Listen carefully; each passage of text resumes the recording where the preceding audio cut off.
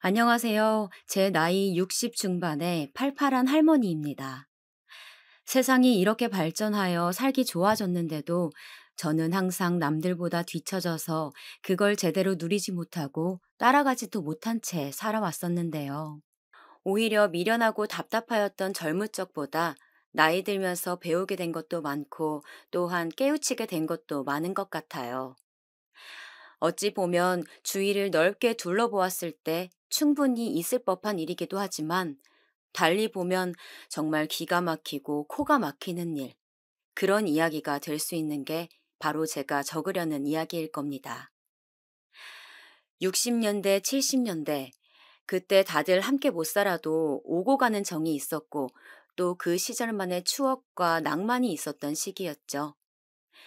가난해도 서로의 손을 꼭 잡고 이겨내면서 화목하게요.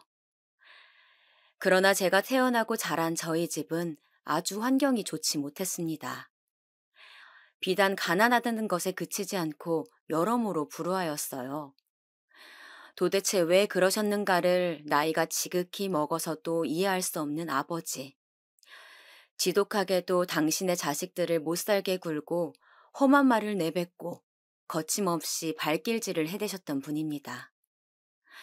그러한 불행의 굴레에 갇힌 당신의 처지를 한탄하고 또 비관하시며 자식들에게 늘 힘듦을 토로하셨던 분이 저희 어머니셨습니다. 어린 자식들을 향해 함께 불행을 나누어 짊어지자며 구셨던 그 모습이 생생합니다. 저는 삼남매 중에서 둘째였습니다. 긍정적인 부분을 찾아보기 어려웠던 집구석에서 하필이면 3명 중 가운데 끼어 태어날 것은 무엇이었을까요? 위로는 언니가 있었고 아래로는 남동생이 있었습니다. 저보다 2살 어린 남동생은 늘 그 속에 분노가 많았었나 봅니다. 그 시절에 걸핏하면 뭐가 그리도 수가 틀렸었는지 평소에 잘 지내다가도 갑자기 돌변하여 저를 때려댔습니다. 나이가 찰수록 남자와 여자의 힘 차이는 벌어져만 갔기에 저는 속절없이 남동생이 수틀릴 때마다 휘두르는 폭력의 희생양이 되어야만 했습니다. 부모님은 저를 지켜주지 않으셨습니다. 성인이 되어서도 저는 열심히 푼돈을 버는 대로 족족 다 집에 가져다 바쳐야만 했습니다. 그러던 어느 날에 저는 제 한계를 넘어선 몸의 피로와 고단함을 느꼈고 이 집을 떠나야겠다는 결심을 마쳤습니다. 작정을 하고 간략하게 짐을 챙겨서 가출을 하였습니다. 자기 집에서 야반도주를 한 것이었습니다. 그 꼬라지가 스스로 웃기고도 처량하였죠. 버스를 타고 또 타고 다른 지역으로 이동한 저는 그곳에서 새롭게 생활을 시작했어요. 기숙사가 있던 공장을 찾아가 일을 했습니다. 여자들은 험하게 몸을 쓰는 역할에선 배제되었지만 제가 견뎌야 했던 것은 지독한 텃세였습니다. 그곳에 있는 사람들은 그렇게나 저를 갈궈댔습니다. 2교대와 3교대를 넘나드는 업무를 하는 동안 힘들고 괴로워서 죽는 줄만 알았습니다. 뭣도 모른 채로 시작했었기에 망정이지 다시 그때로 돌아가서 그렇게 일을 하라고 한다면 저는 절대로 못할 거예요. 절대 하지 않으려고 들 겁니다. 10번을 돌아간더라도 10번 다 거절할 만큼 그때가 힘들었던 때였습니다. 특히나 심적으로도 저는 환영받지 못하고 사랑받지 못하는 존재 같아서 너무 서럽고 눈물이 났습니다. 그런 생각으로 외로움에 스스로를 다독였던 때가 제 나이 23 때였습니다.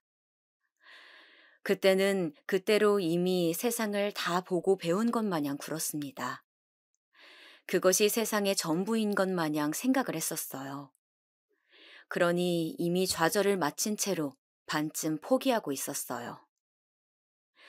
하지만 그때로부터 머지않아 저는 어떤 한 남자를 만나 교제를 하게 되었습니다. 외면이라는 것에 너무 익숙해져 있던 저였기에 사교성 좋은 그 남자는 제 마음을 금세 흔들어 놓았죠. 말주변이 뛰어났고 입담 자체가 걸쭉했던 사람이었어요. 아주 유쾌했죠. 어떻게 이런 사람이 나를 좋아한다고 할 수 있을까? 이건 꿈일 거야. 만약 꿈이 아니라고 한다면 이 현실에서 나는 이 사람을 놓칠 수가 없다. 저는 그 사람이 저에게 무척 과분하여 넘치는 상대라고 생각을 하였기에 망설임과 욕심을 동시에 가졌습니다. 결국은 정식으로 연애를 시작하게 되었죠. 저는 꿈만 같은 행복을 느꼈습니다. 순진무구하다 못해 어리석었던 저는 연애 후 1년여에 이르렀을 때에 그 남자로부터 폭행을 당하고 있었습니다. 시간이 지나면서 그가 본색을 드러낸 것이죠. 돈 벌어와라, 제때제때 밥 차려라, 고분고분하게 굴어라, 말대꾸하지 마라, 나 기분 나쁠 때 내 눈 똑바로 쳐다보지 마라, 맞는 수가 있으니까. 그 남자가 저에게 자주 하였던 말들이었습니다. 그리고 항상 나 아니면 너 받아줄 남자는 없다고 했었어요. 불우한 과거만 잔뜩 지니고 있던 저는 그 남자의 말이 진실일 거라고 생각했었습니다. 게다가 저보고 도망을 간다면 끝까지 찾아온다고도 했어요. 제가 가는 곳마다 나타나서 저에 대한 더러운 소문을 내겠다고 했죠. 감히 얼굴을 못 들고 다니게 해주겠다며 무섭게 웃었습니다. 저는 덜덜 떨면서 그 남자의 심기를 거스르지 않으려고 항상 조심했습니다. 두드려 맞고 착취당하고 장장 3년을 넘게 그 악마와 지냈습니다. 버는 돈은 전부 빼앗겼기 때문에 저는 모은 돈도 수중에 없었죠. 그 남자가 다른 여자를 임신시켰습니다. 저는 얼굴만 한 번 얼핏 본 적 있던 여자였습니다. 저보다 어리고 예뻤던 그 여자가 임신이 되었고, 그래서 살림을 차리기 위해 그 남자가 떠나면서 제가 해방되었습니다. 저에게는 아무것도 남아있는 게 없었습니다. 제 의지가 아니라 버려졌기 때문에 벗어날 수 있던 것. 참으로 비참한 기분이었습니다. 저는 사람에 대한 깊은 불신을 품게 되었어요. 저에게 만남을 청한 남자들이 있었지만 전부 눈에 들어오지 않았고 무조건 싫고 무서웠을 뿐이었습니다. 그러다 보니 금세 30대였습니다. 저는 조용하고 보잘것없게 홀로 일을 하며 살았습니다. 시간이 흐르고 흘러 일을 하던 도중 만났던 사람이 지금의 남편이었습니다. 어느 공장의 구내식당에서 저는 일을 하고 있었어요. 늘 예의 차리며 목례를 하고 다니는 모습이 눈에 띄어서 저도 남편의 얼굴을 익혀두었었죠. 거기 공장에 커다란 자판기가 2대였는데 새로 나왔던 신식은 인기가 많았으나 오래된 건 그렇지 않았습니다. 저는 늘 구식 자판기가 설치되어 있는 구역에 가서 혼자 휴게 시간을 보내곤 했습니다. 그런데 어느 날부터 남편이 그곳에 나타났어요. 자판기에서 율무차를 한 잔 뽑아다가 구석으로 가 담배를 천천히 피우는 것이 순서였습니다. 그렇게 1달 정도나 되었을까요? 제가 문득 남편이 서 있는 쪽을 지나가다가 먼저 말을 걸었습니다. 왜 그렇게 담배를 많이 피우세요? 저도 모르게 튀어나간 질문이었는데 남편이 피우던 담배를 등 뒤로 감추더니 멋쩍게 웃더라고요. 단순하기 짝이 없었던 문장 하나로 저희의 인연은 시작되었습니다. 구식 자판기가 있던 구역에서 저희는 늘 만나 대화를 나눴어요. 저는 그러면서 남편에 대한 사적인 사실들을 알 수 있게 되었죠. 아내와 사별하고 딸린 자식만 무려 넷인 가장이었습니다. 자기 이모가 가까이 살아서 애들을 봐주고 있었는데 이제 내년이면 사정이 있어서 이모는 지방으로 가시게 되었다고 했죠. 그러면서 고민이 많아지는 바람에 자연히 담배를 즐겨 찾게 되었다는데요. 먼저 간 아내에 대한 마음으로 재혼을 안 하고 있었으나 시간이 흐르면서는 딱히 그 마음을 지키느라 재혼을 안 하는 것이 아니고 혼자인 자기 자신에 익숙해져서 그냥 계속 그렇게 살고 있었다는 말이었습니다. 부족한 아빠 만나서 저희 애들만 안 됐죠. 저희 큰애가 중학생이에요. 사춘기라 그런지 요즘 부쩍 힘드네요. 당시 남편의 말 한마디 한마디에서 자기 자식들에 대한 애정과 미안함을 엿볼 수 있었습니다. 친하게 잘 아는 사람보다 살다 보면 때로는 자기 자신을 전혀 모르는 제3자에게 속마음을 털어놓게 되거나 얘기를 꺼내는 게 잘 될 때가 있죠. 저희는 그런 경우였던 것 같습니다. 저도 조금씩 남편에게 저의 이야기를 꺼내놓게 되었었거든요.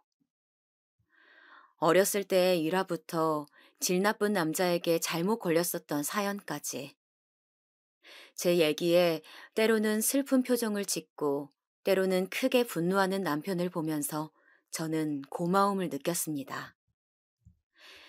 그리고 집에 돌아와 남편을 떠올렸을 때 어느 순간부터 심장이 쿵쿵 뛰는 것을 알아차렸죠.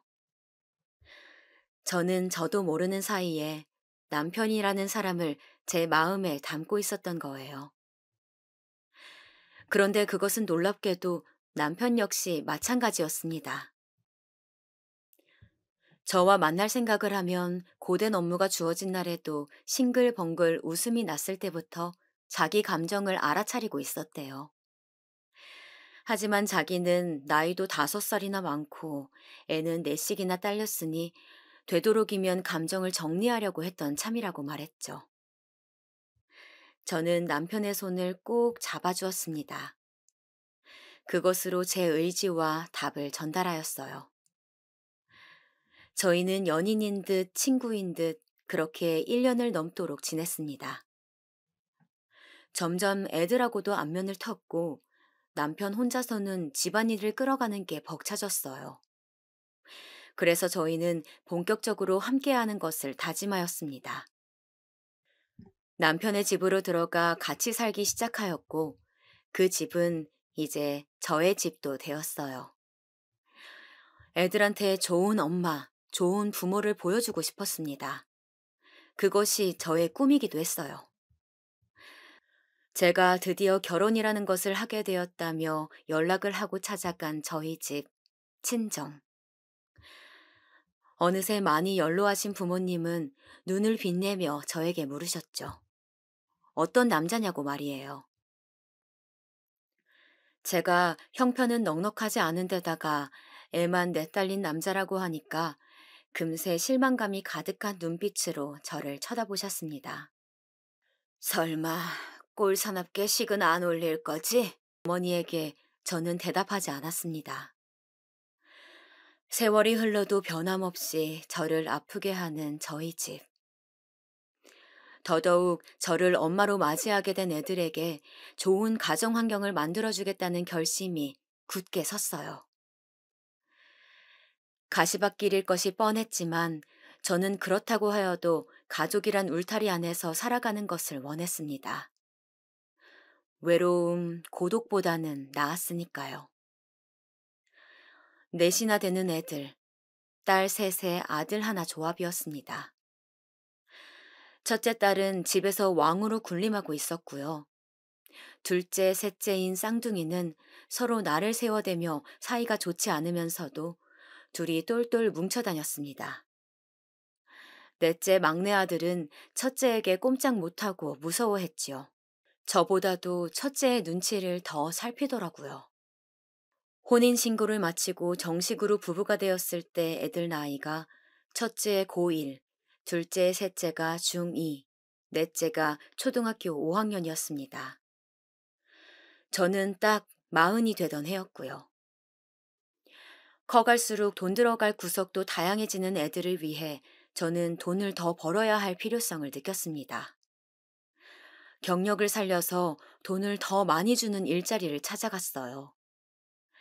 작은 공장의 구내식당이었는데 이곳은 제가 혼자서 혈혈단신으로 점심 식사를 차려내야만 하는 곳이었습니다.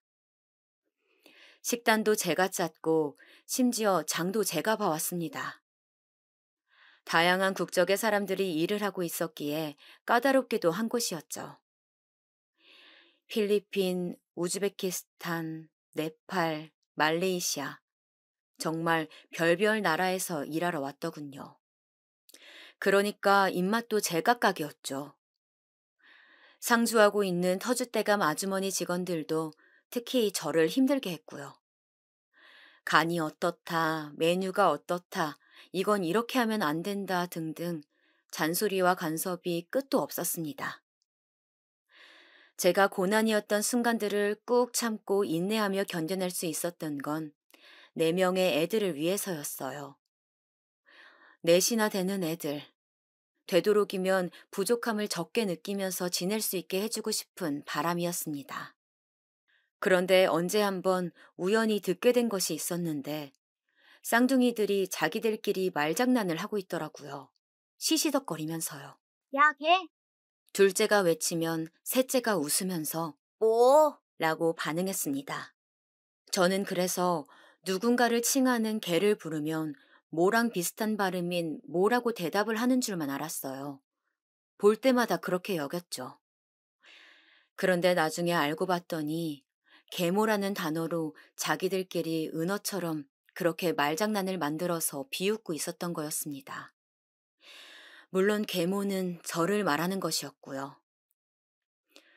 이제 고등학생이면 다 알만한 애들이 왜 저러나 속상함이 앞섰지만 저는 너그러이 넘어가 주었습니다.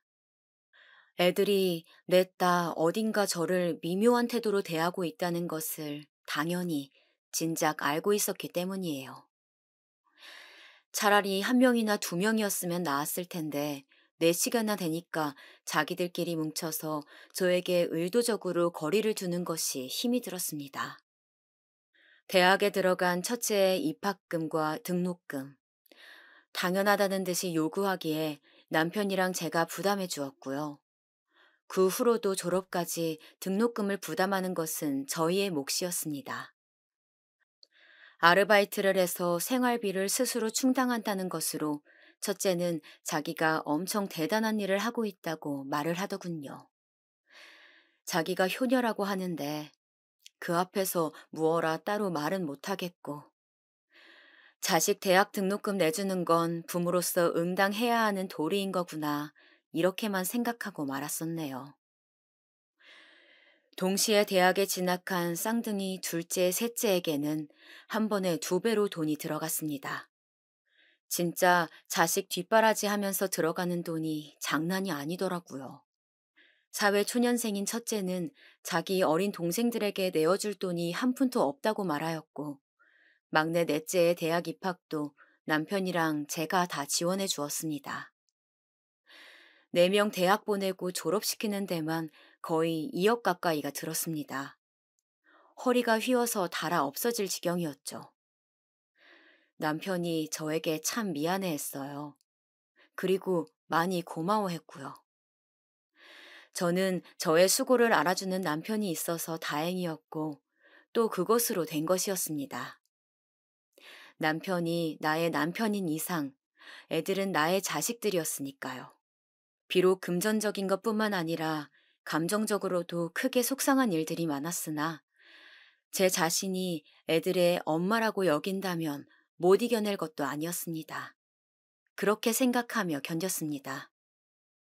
쌍둥이들이 대학 졸업 전에 기념일합시고 용돈이랑 자기들 아르바이트에서 번 돈을 모아 해외여행을 다녀온 적이 있었어요. 친구들 껴서 총 4명이 가더군요. 제가 농담조로 그 둘에게 정말 부럽다. 어리고 젊을 때 넓은 세상 보면서 보는 눈 키우는 거 정말 좋은 것 같아. 나는 생전 여행을 잘 못 다녀봐서 특히 해외는 무슨 이제 보니까 여권도 없네. 이런 내 눈에 보기에 너희들 너무 좋아 보여. 재미있게 시간 보내고 아무 일 없이 잘 다녀왔으면 좋겠네. 이런저런 얘기를 건넸어요. 웃으면서 말을 했는데 둘이 표정이 좀 안 좋아지더니 서로 눈빛을 교환하고서는 둘째가 저한테 이러는 거예요. 그런 말을 왜 저희한테 하세요? 해외 못 가보셨는데 그걸 뭐 어쩌라고요? 설마 저희만 간다고 지금 그러시는 거예요? 아니면 보내달라고요? 아니, 그런 게 아니라 내가 무슨 그런 걸 바라겠어. 아니야. 나는 그냥 너희들 잘 다녀왔으면 해서 말을 한 거야. 그럼 그렇게만 말씀하세요. 괜히 길게 말하지 마시고요. 저를 째려보는데 10년을 함께 살았고 모녀 관계로 있었건만 어쩜 그럴 수 있는지 왠지 울컥하더라고요. 애들하고 부딪힐 때는 항상 그런 식이었습니다. 미묘하게 저의 신경을 건드려댔었죠. 해외여행 다녀와서 선물 하나 사오지 않아서 남편에게 애들이 혼났습니다. 그런데 혼난 것에 대한 짜증을 저한테 표출하더라고요. 늘 애들을 혼내거나 잔소리하는 건 남편이었는데, 그래도 애들은 무슨 날이 되면 챙기는 게 자기 아빠인 남편이었어요. 저는 곁다리로 챙겨주거나 말거나 그런 처지였죠. 적다 보니까 생각난 일이 하나 있네요. 잊고 살았었는데. 넷째가 군입대를 하기 전에 잠깐 만났던 여자친구를 임신시킨 사건이 있었습니다. 그 여자의 집에서 저희 집에 연락을 해서 알게 되었고요. 그때 넷째는 군복무 중이었는데 난리도 아니었죠. 그 여자의 부모가 저희에게 심하게 화를 내면서 분노를 터뜨리는데 그 중에 들었던 말이 친엄마가 아니라면서요? 새엄마 밑에서 자랐으니까 애가 그 모양 그 꼴이지. 저의 가슴을 후벼 팠습니다. 저는 참 미련했던 탓인지 모든 게 다 저의 잘못 같더라고요. 그쪽이 요구하는 대로 들어주고 조용히 마무리 지으며 속으로는 울분을 삼켰습니다. 그래도 어찌어찌 세월이 흘러갔어요. 애들 뒷바라지하느라 남편이랑 저의 수중에는 풍족하게 남은 것 하나 없었지만 그래도 서로 의지하며 살았습니다. 첫째가 시집간 이후로는 남편이랑 여기저기 둘이서 여행도 자주 다녔어요. 애들 다 독립시키고 저희는 대출을 다 갚아가는 저희 보금자리에서 노후의 일상을 그리고 있었습니다. 둘 다 새치 염색이 힘겨워지는 백발 노인이 되는 때가 오면 그때 아파트 처분하고 시골로 가서 조용히 자연과 벗삼아 살자고 저희끼리 계획도 되어 있었지요. 쌍둥이 둘째, 셋째도 시집을 가고 남편이 환갑을 지나면서부터였습니다. 하늘이 원망스럽게도 치매 증상이 왔습니다. 저는 설마 했습니다. 무슨 60줄 나이에 치매가 오겠느냐고요. 하지만 부정하면서 보내고만 시간들 때문이었는지 어느 순간부터 치매 진행이 굉장히 빨라졌습니다. 자기 자식들을 보고서도 누구냐면서 고개를 갸웃하는 남편의 모습에 억장이 무너져 내렸습니다. 결단을 내리지 못하고 있는 저를 설득한 건 애들이었습니다. 특히 첫째가 필두였죠. 계속 이렇게 혼자 치매 환자를 간병하실 수 있다고요? 저번처럼 아빠가 밤에 갑자기 뛰어나가시면 어떡하시려고요? 이만하면 됐어요. 제발 고집 좀 그만 피우시고 아빠도 더 편히 생활하실 수 있도록 좋은 시설에 보내드리자고요. 그동안 저희 때문에 고생하셨는데 이제 아빠 돌보시느라 힘들게 지내시는 거 못 보겠어요. 보고 있기 힘든 저희 생각도 해주세요. 간곡한 첫째의 부탁에 제가 흔들렸습니다. 솔직히 눈물나게 고마웠어요. 제가 말도 안 되는 고집으로 남편을 보살피면서 잡고 있었는데 그 멍청한 미련을 버릴 수 있게 도와주는 것에 감동이었죠. 지난날에 아팠던 순간들을 봉합하려는 듯 애들이 남편보다 저를 더 걱정하는 것에 저는 가슴이 벅차올랐습니다. 이윽고 정신이 돌아왔을 때 남편이 제발 자기를 시설에 보내달라고 재차 말을 하는 것에 결정을 내렸습니다. 그렇게 치매 환자가 된 남편은 시설로 떠났습니다. 그리고 몇 달 뒤 저는 애들의 간청에 따라 남편이랑 둘이 지내고 있던 저희 아파트를 처분하였습니다. 왜냐하면 애들이 저를 모시고 싶다고 했거든요. 첫째는 1시간 거리의 인근 지역에 살고 있었는데 자기 집 근처에 짓고 있는 소규모 세대의 빌라트가 있다면서 거기가 완공되면 제가 거기서 살았으면 좋겠다고 했어요. 다른 3명도 우선 빨리 결정을 내리시고 지금 집을 팔아서 거기 입주를 확정 지어 놓으라고 난리였습니다. 그리고 자기네들이 돌아가면서 들여다보기 좋은 위치에 단기간 지내면서 빌라트 입주일을 기다리라고 했죠. 저는 그런 거 돌아가는 사정을 잘 모르는 문외한이었습니다. 애들이 남편이 시설에 들어가기 직전부터 해서 저한테 엄청 신경을 쓰면서 다들 잘해주고 있었기 때문에 저는 다른 생각은 하지 않았습니다. 배우자 대신 자식들과 더불어 사는 여생을 그린 것 뿐이었습니다. 보증금 1,000에 월세 40짜리 방 2개 있는 빌라였습니다. 애들한테 다 맡기고 집을 처분한 후 제가 단기간을 염두에 두고 들어간 집이었어요. 하지만 그렇게 되고 나서 채 며칠이 지나지 않아 애들은 연락이 모두 끊겼습니다. 저에게 남은 재산이라고는 월세집 보증금 1,000만 원과 300 남짓의 금액이 다였습니다. 매매가 2억 3천 정도 하는 그 아파트. 처분하고 나서 발생한 돈은 저에게 돌아오지 않았습니다. 애들을 다 찾아가 보았으나 만나지 못하기 일쑤였고 만나도 문전박대를 당했습니다. 피 한 방울 안 삭혔으면 남이죠, 남. 저희 아빠가 남기신 재산을 남이 차지하지 못하도록 저희는 정당하게 받아냈을 뿐이에요. 표독스럽게 외친 첫째의 말이 제 가슴에 비수로 날아와 박혔습니다. 저는 극심한 정신적 충격으로 알아댔습니다. 그럼 그렇지. 내 인생이 자괴감만 가득하였습니다. 불행으로 점철된 것으로 시작하였던 제 인생이라는 역사가 계속해서 이어지고 있다는 생각이 들어서 저는 더 이상 애들에게 뭘 어쩐 의욕 자체를 잃어버렸습니다. 제 존재 자체에 대한 회의감으로 몇 달을 칩거하며 지냈고 기력이 다 쇠해가고 있을 때 문득 돈이 없으면 진짜로 굶어 죽겠다는 생각을 하였습니다. 불쌍한 남편이 아직 살아있는데 죽을 수는 없단 생각으로 눈물 짓던 저는 다시 일어날 수밖에 없었어요. 시청의 도움을 받아 동네 어린이집에서 식사 준비하는 일을 하게 되었습니다.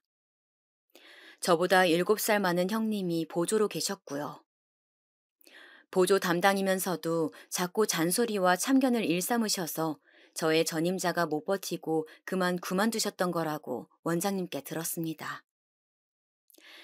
저는 원장님의 염려를 알고 그 형님과 잘 지내보기로 했어요. 저에게 사사건건 참견을 하면서 요리에 대한 지적을 하거나 말거나 그 훈수를 적당히 들어드렸죠. 어쨌든 저보다 연배 많으신 분이니 형님으로 잘 모셨고요. 2달이 지나니까 그분이 저에 대한 경계를 푸시고 조금 친근해지시더군요. 그러면서 사적인 대화도 많이 하게 되었어요. 이 형님은 다른 어린이집을 많이 전전하셨기 때문에 돌아가는 것에 빠삭하셔서 그만큼 잔소리를 하셨던 것이었어요. 여기 직전에는 인근 지역에도 잠깐 계셨다는 말을 듣고 있는데 가만 보니까 첫째네 둘째 아이, 제 손주 다니는 유치원 얘기 같은 거예요. 거기가 이름이 특이해서 제가 기억을 하고 있었거든요. 제가 표정 관리를 못하고 우물쭈물해 하니까 형님이 무슨 영문인지 캐물으셨어요. 고민하다가 에라 모르겠다 싶어서 가정사를 밝히게 되었습니다. 이런 천하의 배은망덕한 개잡것들!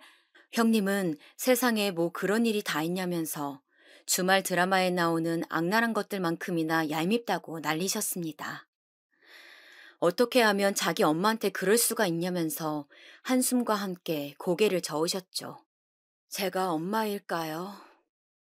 저한테 큰애가 하는 말이요. 저는 피 한 방울 안 섞인 남이라고 하더라고요.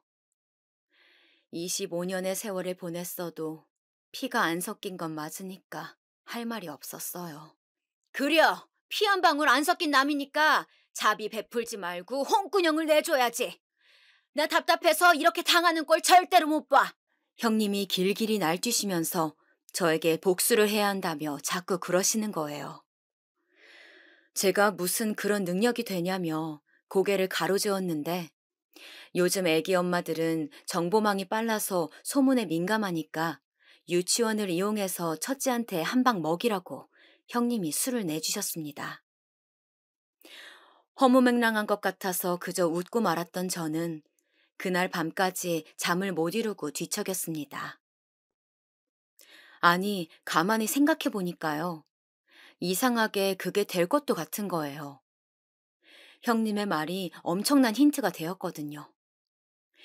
둘째는 수공예를 한답시고 네이버 블로그라는 곳에 자기가 만든 제품을 홍보하면서 앞으로의 수업 개설을 위해 수강생을 받고 있었는데요. 아무래도 이미지가 중요한 위치일 것 같았어요. 원래부터 학원 등지에서 근무를 하였으나 코로나 때문에 어려워져서 일을 그만뒀다가 다시 새로운 학원에 취업한 셋째의 사정도 머릿속에 떠올랐죠. 넷째는 결혼을 앞두고 있을 게 분명했고요. 소문? 왠지 될 것도 같았습니다. 아니, 될 게 분명했어요. 이런 생각이 떠오른 것은 결코 우연이 아니란 확신이 들었습니다. 저는 다음 날 형님과 상의를 해봤고 고민 끝에 셋째를 먼저 건드리기로 했습니다. 그 일하는 학원이라는 곳에 전화를 해봤죠. 셋째 이름을 대니까 거기 선생으로 있다는 게 맞다며 답변이 오더라고요. 저보고 누구시냐길래 코웃음을 쳤습니다. 모친되는 사람입니다. 그 선생은 제 전 재산을 떼어먹고 잠적한 천하의 불효자식이에요. 그런 사람을 애들 가르치는 선생으로 쓴다고요? 어이가 없군요. 저라도 막아야겠으니 앞으로 학원 찾아가서 농성하겠습니다. 친모 관계인 것은 증명해 드릴 테니까 원장님 번호 알려주세요. 사진 보내드릴게요. 그리고 그날 저녁에 바로 셋째한테 연락이 왔어요. 제 번호 차단해놓고 지독하게 연락이 안 될 때는 언제고 쓴웃음이 지어지더라고요. 무슨 짓이에요? 미치셨어요? 소리를 지르길래 심장이 벌렁거렸지만 형님에게 들은 조언대로 침착하게 대응했습니다. 그러니까 내 돈 내놔. 너는 얼마 먹었니? 제 말에 듣는 것만으로도 눈살이 찌푸려지는 쌍욕을 줄줄이 해대더니 셋째가 전화를 끊었습니다. 저는 핸드폰에 통화녹음 기능을 켜놓은 상태였고요. 다음 날 출근해서 어린이집 선생님의 도움을 받아 그 파일을 셋째가 다니는 학원 원장한테로 보냈습니다. 선생 자질이 없는 사람을 고용하다니 좌시하지 않을 거니까 선택 잘 하시라고 했습니다. 어린이집에서 저의 사연은 형님을 넘어서 이제 다른 선생님들에게도 공유가 되었죠. 다들 난리도 아니었습니다. 갑자기 모두의 응원을 받게 된 저는 그날 오후에 문자를 받았어요. 학원 원장이었는데 셋째랑 상호 협의하에 계약을 해지했다는 내용이었습니다. 얼마 안 지나서 셋째한테도 문자가 왔죠. 대체 무슨 억하심정으로 이러느냐고 장문의 욕을 보내왔더라고요. 내용을 보고서는 흠칫했지만 굳게 마음을 먹은 저는 그것까지 다 자료로 정리해서 둘째가 운영하고 있는 네이버 블로그를 찾았습니다. 블로그를 통하면 메일 주소를 알 수 있더라고요. 그렇게 선생님들의 도움으로 둘째에게 메일을 보낼 수 있었어요. 셋째를 한 방 먹인 내용의 증명들이 첨부로 들어가 있었습니다. 하는 일은 잘 돼가니? 다음은 네 차례다. 연락 다오. 상대가 메일을 읽으면 그게 표시가 되더군요. 그걸로 밀어봐선 둘째가 분명히 메일을 확인한 게 맞는데도 연락이 안 오더라고요. 이틀을 기다렸고 선생님이 둘째가 운영하는 블로그에 들르는 방문자들이 볼 수 있게 흔적을 남기자며 댓글을 달아주었습니다. 부모님 등쳐먹고 엄마 재산 빼앗아서 준비하신 게 바로 이 수공예 사업이신가요? 연속해서 계속해서 댓글을 남겼더니 둘째한테서 연락이 왔습니다. 아, 진짜 열받게 하네. 원하시는 게 뭔데요? 왜 이렇게 사람을 괴롭히세요? 내 돈 내놔, 이거 사. 앙칼지게 따지는 둘째에게 형님과 선생님들의 조언대로 상대하지 않고 그냥 돈 달라는 말만 했어요. 둘째가 약이 올라서 욕을 하며 끊더군요. 선생님 중 한 분이 둘째가 수공예품을 홍보하려고 블로그 말고 다른 인터넷 계정을 운영하고 있다는 걸 찾았어요. 자기 시댁 식구들하고 찍은 사진을 한 장 올린 게 있었는데 마침 여기에 시댁 식구들이 댓글을 달아놨다고 하더라고요. 이걸로 댓글 남긴 시댁 식구들에게 연락을 할 수 있다고 하였습니다. 심지어는 둘째의 계정에서 넷째 막내의 계정도 찾을 수가 있었습니다. 막내의 계정을 살펴봤더니 곧 결혼을 앞두고 있다면서 상대 아가씨와 찍은 사진이 있더라고요. 이런 것들이 다 남겨지고 있으며 찾을 수 있다니. 인터넷 세상이 아주 요지경이었습니다. 선생님들의 도움으로 둘째의 시댁 식구 2명에게 인터넷 편지를 보냈습니다. 둘째, 셋째에게 응징한 내용이며 통화 음성이며 정리해서 다 보냈죠. 금방 난리가 났었나 봐요. 돈, 돈 드릴 테니까 제발 저희 시댁 식구한테 직접 해명 좀 해주세요. 일치셨으니까 알아서 수습 좀 해달라고요. 둘째의 목소리가 덜덜 떨리고 있었습니다. 사실 저도 떨렸지만 선생님들의 응원을 받으며 애써 진정했죠. 글쎄다. 일단 돈부터 받고 나서 생각해 볼게. 네가 입 싹 씻을 줄 내가 어떻게 아니? 너의 어디를 믿고 그러겠어. 너 얼마 챙겼니? 제 말에 둘째가 그러더라고요. 자기는 5천을 챙겼다고요. 첫째만 자기가 일을 처리하는 대신에 돈을 더 먹기로 하고 둘째, 셋째, 넷째는 5천씩 챙겼다고 했습니다. 저는 놀란 심정을 숨기고 덤덤하게 그 돈 내놓으라고만 말했죠. 선생님들의 도움으로 넷째에게도 인터넷 편지를 보냈습니다. 결혼 준비는 잘 돼가니? 코로나 시국에 결혼을 하는 게 어려움이 많겠구나. 결혼식 어디서 하는지 반드시 찾아내서 가줄게. 혼주석에 큰 누나 앉힐 거니? 상관없지만 내 돈은 돌려주면 좋겠구나. 이렇게 보냈는데 하루가 지나도 답이 없더라고요. 별 수 없이 결혼한다는 아가씨에게 메시지를 보냈습니다. 그랬더니 몇 시간 뒤에 바로 넷째의 연락을 받을 수 있었죠. 지금 뭐 하는 짓이세요? 그러길래 왜 내 재산을 뜯어갔니? 그게 정말로 너희들 돈이라고 생각했어? 양심이 있다면 그럴 수는 없는 거잖아. 그건 너희들이 더 잘 알고 있는 거라고 믿고 있는데. 아, 진짜. 사람 피 말리게 하시네. 저 그 돈 없으면 힘들어요. 중요한 자금이라고요. 네, 맞습니다. 저희가 잘못했어요. 인정한다고요. 그러니까 한 번만 용서하고 넘어가 주시면 안 돼요? 돈을 받고 나서 용서해 줄지 말지 생각해보마. 아, 내가 너 직장에 찾아가려고 하는데 다음 주 평일 아무 때나 가도 네가 있는 거지? 혼자는 아무래도 겁나서 경찰한테 같이 가달라고 할까 봐. 나이 먹은 사람이 그것도 여자가 그런 도움 요청하면 경찰도 왠지 나서줄 것 같구나. 저의 이런 대응에 넷째가 뒤집어져서 거의 거품을 물고 넘어가는 헛소리를 해댔습니다. 이제 남은 건 첫째였습니다. 동생들이 당한 내용을 정리해서 첫째에게 보냈습니다. 대기했다가 들어간 유치원이라면서 옮기기는 아쉽겠구나. 하지만 옮길 수밖에 없을 거야. 애기 엄마들 귀에 내 이야기가 곧 들어갈 거니까. 콧대 높고 건방진 첫째도 드디어 부들부들 떨면서 저에게 연락을 해왔습니다. 대체 왜 이러시냐는 말에 저는 참 어이가 없었어요. 화가 나서 울분을 터뜨리고 싶었지만 조언으로 익힌 걸 따르며 진정하고 말했죠. 돈 내놔. 멀쩡한 작은애 유치원 옮기고 큰애가 초등학교에서 폐류나 엄마를 둔 아들로 소문나게 하고 싶지 않으면. 뭐라고요? 와, 미치셨어요? 어떻게 자기 자식한테, 자기 어린 손자, 손녀한테 그렇게 하실 생각을 품으셨어요? 첫째가 이를 바득바득 갈면서 하는 얘기에 저는 잠시 어린이집 뒷마당에 보이는 풍경을 눈에 담으며 미소를 지었습니다. 그리고 본질을 알려주었죠. 피 한 방울 안 섞였는데 뭘 그러니? 당한 대로 갚아주자 첫째는 아무 말도 없었습니다. 드디어 조용해졌어요. 장장 25년 만에 첫째의 입이 다물린 순간이었습니다. 합쳐서 2억만 받고 끝내마. 내 자비를 무시하지 마라.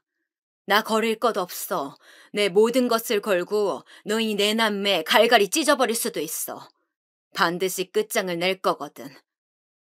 그러니까 2억으로 끝내는 게 너희를 위한 길이야.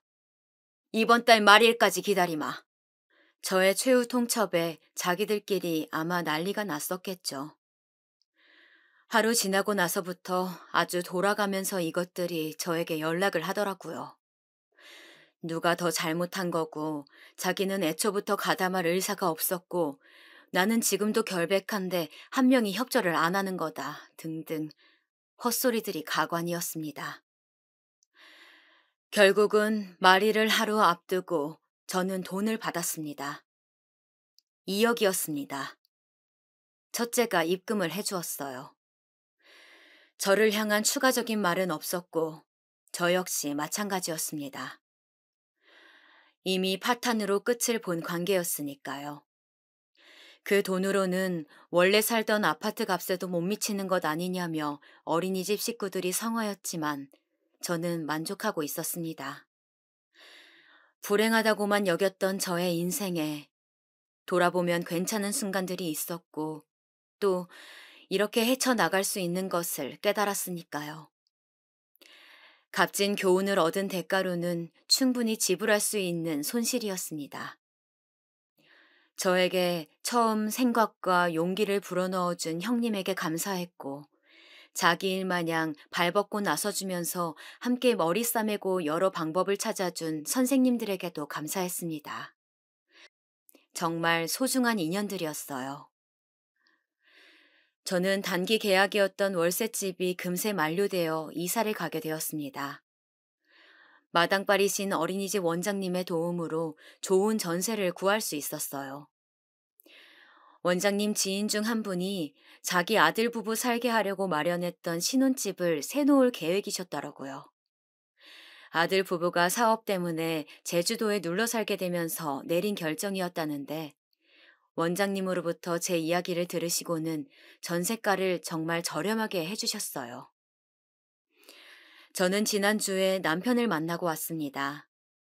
멍하게 있길래 내심 마음이 안 좋았는데 저 가기 전에 갑자기 저를 보면서 환하게 씩 웃어주더군요.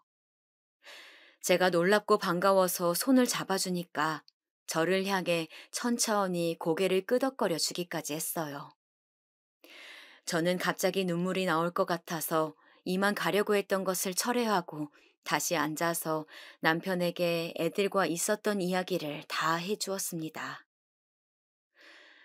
제가 말을 이어가는 동안 차분한 표정으로 가만히 들어주었던 남편. 며칠이 지난 지금은 저에게 무슨 이야기를 들었는지 다 잊어버렸겠죠. 그럼에도 저는 남편과의 모든 일들을 다 기억하고 있고 남편의 깨져버린 기억들의 파편 속에는 저와의 기억들이 남아있을 테니 그것으로 위안을 삼을 수 있습니다. 셋째한테서 문자를 받았어요. 죄송한 게 많았다고 그런 짧은 내용이었습니다. 저는 답장을 하지 않았습니다. 그런데 저는 그 짧은 한 줄을 몇 분이고 몇십 분이고 들여다보고 있었습니다. 사람 사는 거, 인생이란 무엇인지 60년이 훌쩍 넘게 살아도 아직까지 모르겠어요. 제가 남들보다 항상 배우고 익히는 게 느려서 이것 역시도 그런 것일까요? 똑똑하지도 못하고 영악하지도 못하고 늘 서툴기만 한 저의 지난 날이었습니다. 그저 저에게 남은 생의 모든 나날이 평안하기를 바란다는 부푼 희망을 가져봅니다.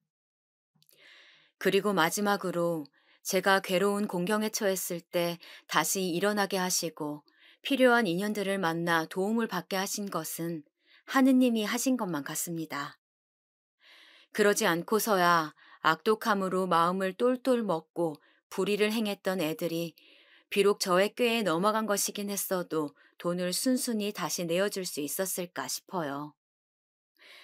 살기 힘든 순간들이 너무 많았고 넘기에 벅찬 고비들이 즐비한 인생이었으나 이제는 모든 것에 감사해야겠다는 그런 생각도 해봅니다.